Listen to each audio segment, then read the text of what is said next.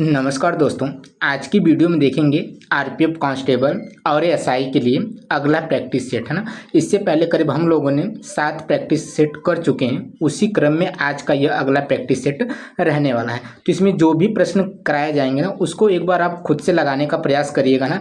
जो भी प्रश्न इसमें है, सभी प्रश्नों को एक ट्रिक के माध्यम से यानी आसान तरीके से आपको बताया जाएगा, जिसका कुछ ही सेकंड में आंसर आएगा ना। तो जो भी आपको प्रश्न आ रहा होगा उसको आप एक बार लगाने का प्रयास जरूर करिएगा ना। देखिएगा आज का पहला प्रश्न, इसमें क्या पूछा गया है।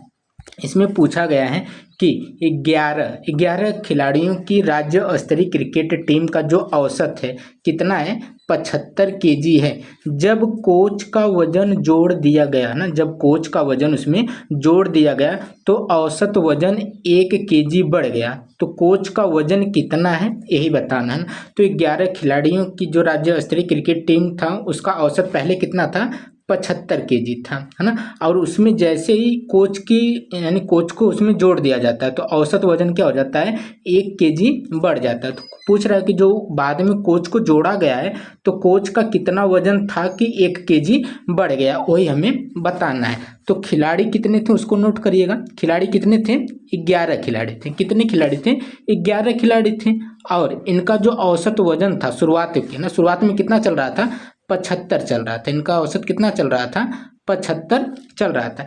इन 11 खिलाड़ियों में हुआ क्या कि इसमें कोच का वजन भी जोड़ दिया गया। इसमें क्या कर दिया गया, एक कोच का वजन भी इसमें जोड़ दिया गया। और जैसे ही कोच का वजन जोड़ा जाएगा तो जो लोग 11 लोग हुआ करते थे अब कितने लोग हो जाएंगे, 12 लोग हो जाएंगे। 11 तो टीम ही थी और उसमें कोच का वजन भी जोड़ दिया गया तो कितने लोग हो गए, 12 लोग हो गए। और जैसे ही 12 लोग हुए तो उसमें हुआ क्या कि 1 केजी बढ़ गया ना। जब 1 केजी बढ़ेगा मतलब सबका बढ़ेगा। औसत का काम ही ये है कि वो सब में काम करता है ना। तो औसत वजन में है ना, किसी एक में नहीं, औसत वजन में क्या हुआ, 1 केजी बढ़ गया। मतलब सबका कितना बढ़ गया, 1 केजी बढ़ गया। यदि 1 केजी सबका बढ़ेगा तो यानी कितना बढ़ गया, 12 केजी बढ़ गया है ना।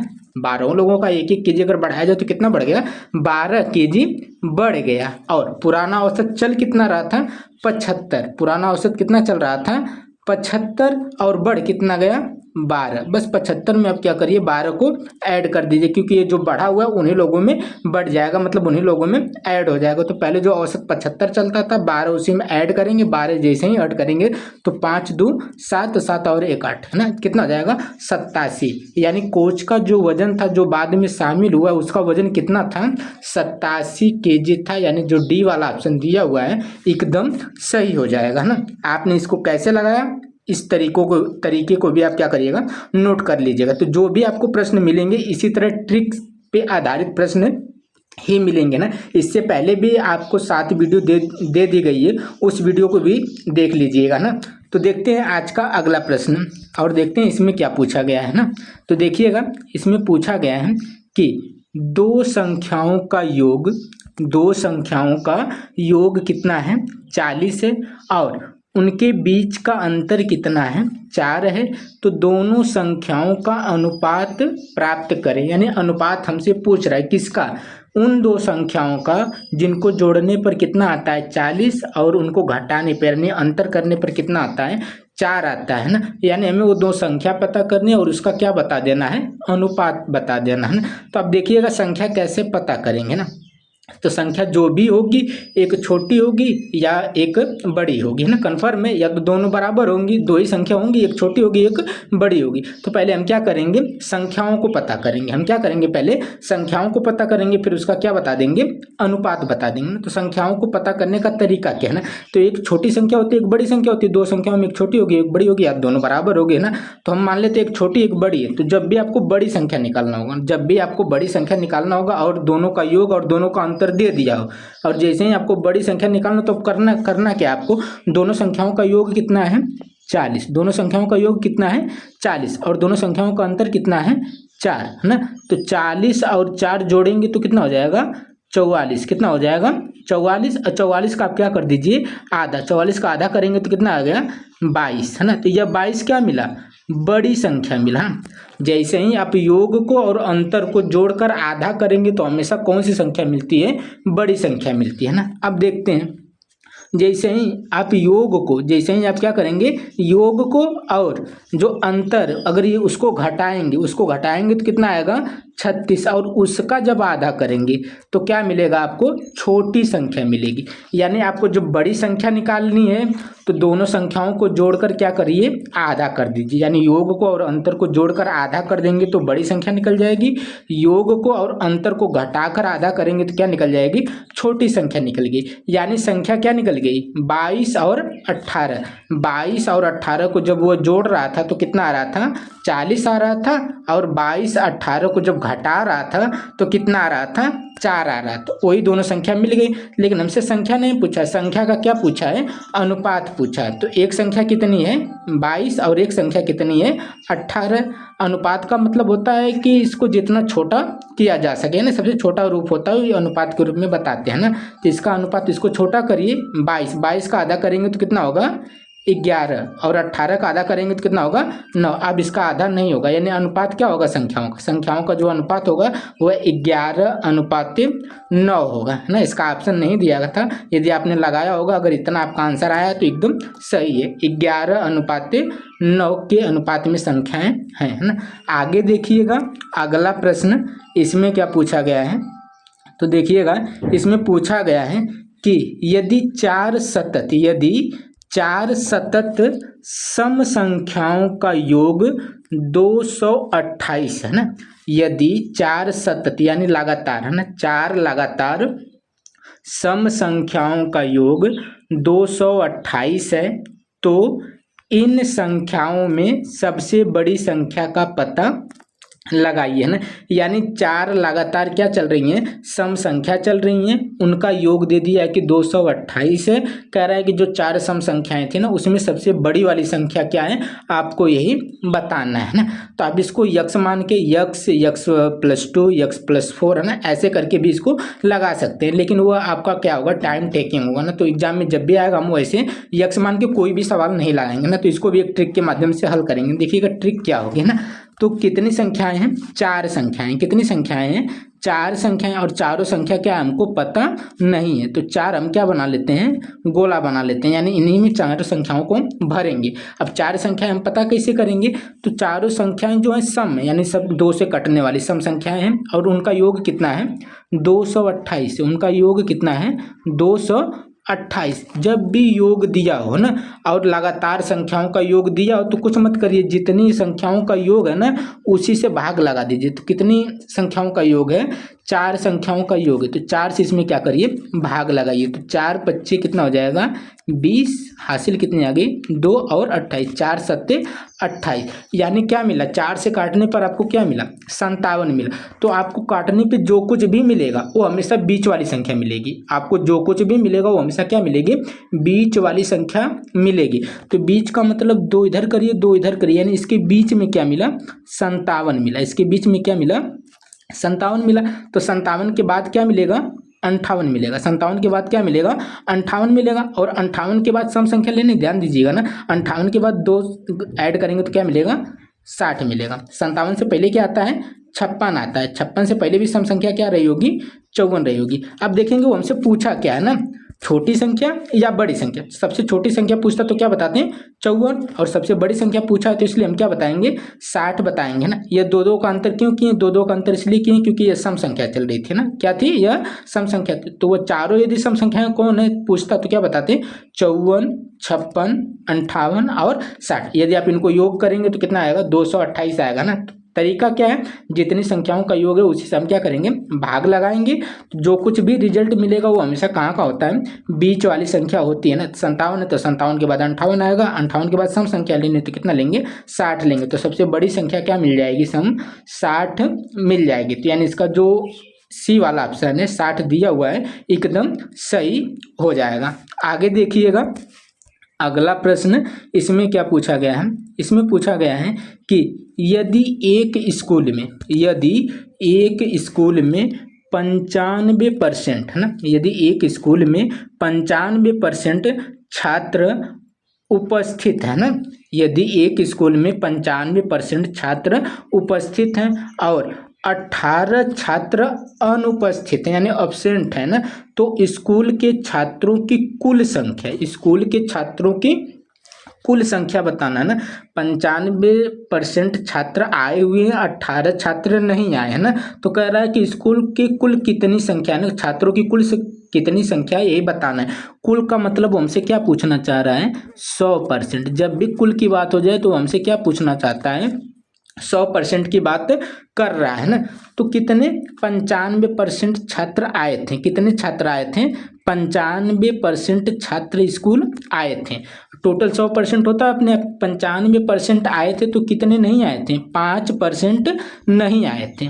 95% आए थे तो कितने नहीं आए थे, 5% नहीं आए थे। और नहीं आए थे कितने छात्र नहीं आए थे, 18 नहीं आए थे। यानी वो 5% की वैल्यू कितना बताना चाह रहा है, 18 बताना चाह रहा है। 5% की वैल्यू कितना बताना चाह रहा है, 18 बताना चाह रहा है। जब 5 बराबर 18 है तो हमको चाहिए क्या, 100% की वैल्यू चाहिए। तो यहाँ से हम क्या करेंगे, 5 बराबर कितना दिया है, 18 दिया, तो हम क्या निकाल देंगे, 100 बराबर, है ना। तो 5% पता था, हम क्या निकालने जा रहे हैं, 100% निकालने जा रहे हैं। हम क्या निकालने जा रहे हैं, 100% निकालने जा रहे हैं। तो कितना गुना निकालने जा रहे हैं ना, 5 से 100 जाएंगे यानी 20 5 100, 20 गुना ज़्यादा कर रहे हैं। कितना गुना ज़्यादा कर रहे हैं, 20 गुना ज़्यादा पता करने जा रहे हैं ना। 20 गुना ज़्यादा करेंगे तो कितना हो जाएगा, 100% हो जाएगा। जब इसको 20% किए हैं तो इसको भी क्या करिए, 20% कर लीजिए। तो 18 दूना 36 यानी 360। तो टोटल स्टूडेंट यानी टोटल छात्र कितने थे, 360 थे। यानी ए वाला इसका जो ऑप्शन है एकदम सही हो जाएगा। आगे देखिएगा अगला प्रश्न है ना, इसमें कुछ प्रश्न ऐसे होंगे जो रिपीटेड होंगे ना, यानी जो पिछली कक्षाओं में हो चुके हैं ना।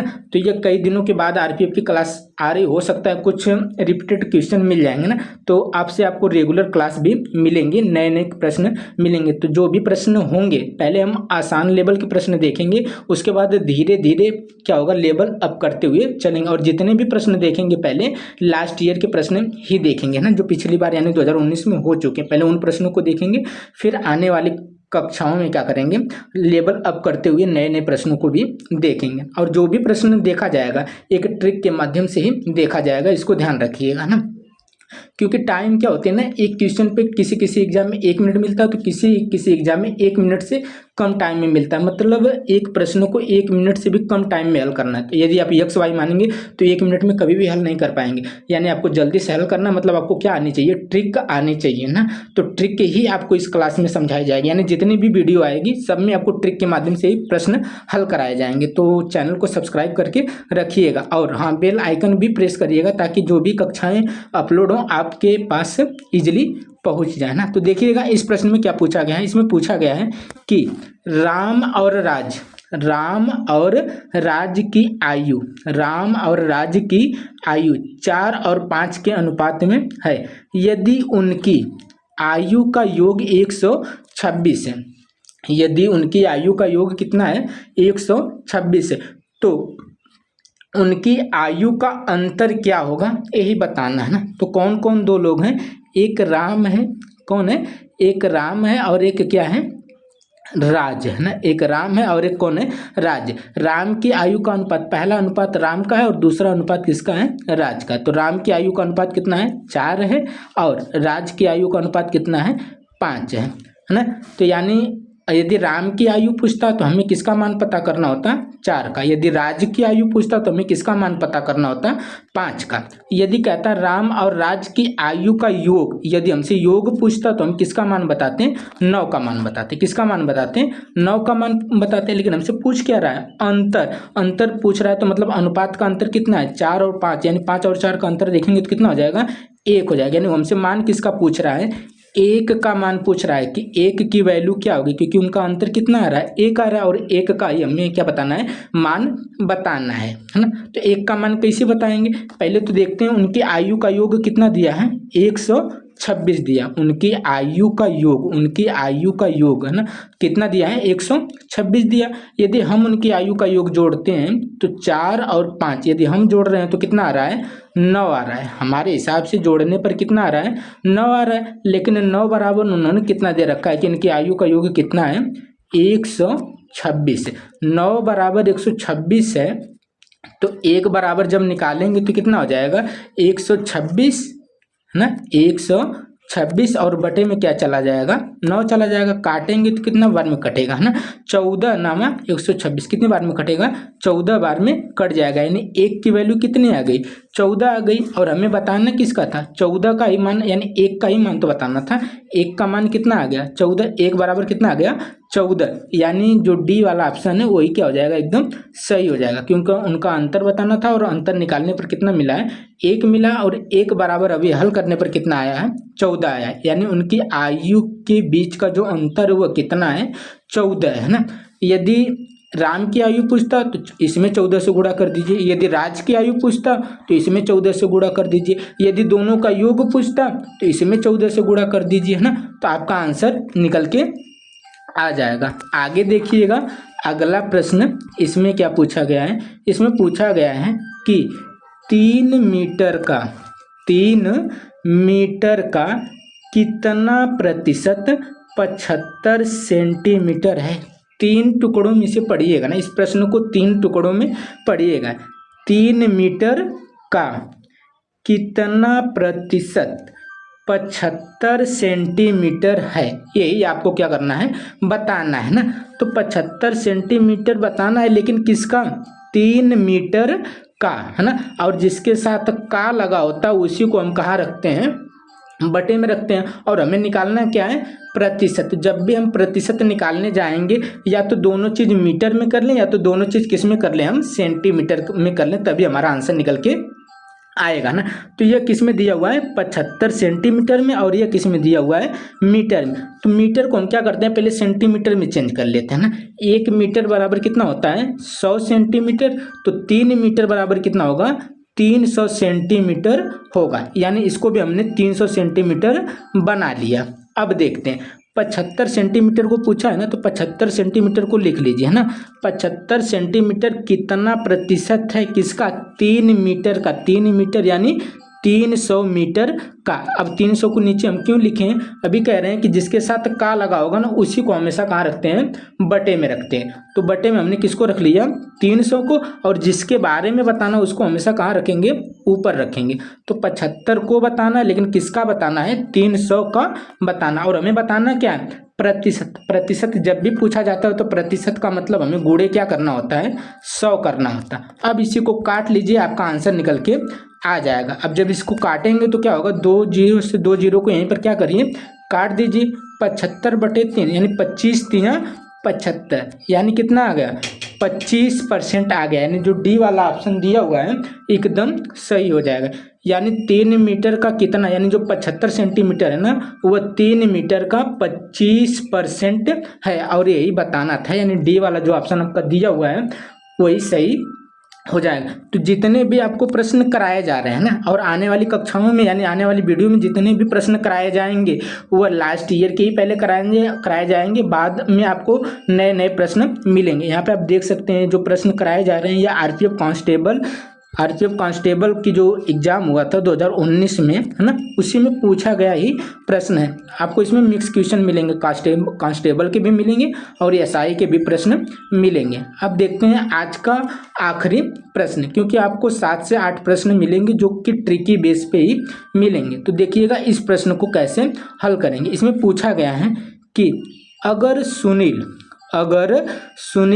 एक बॉक्स से, यदि सुनील एक बॉक्स से 16 चॉकलेट खाने में सक्षम है, अगर सुनील एक बॉक्स से 16 चॉकलेट खाने में सक्षम है जिसमें 25 चॉकलेट हैं, बक्से में कितने प्रतिशत चॉकलेट अभी शेष है वही बताना है ना।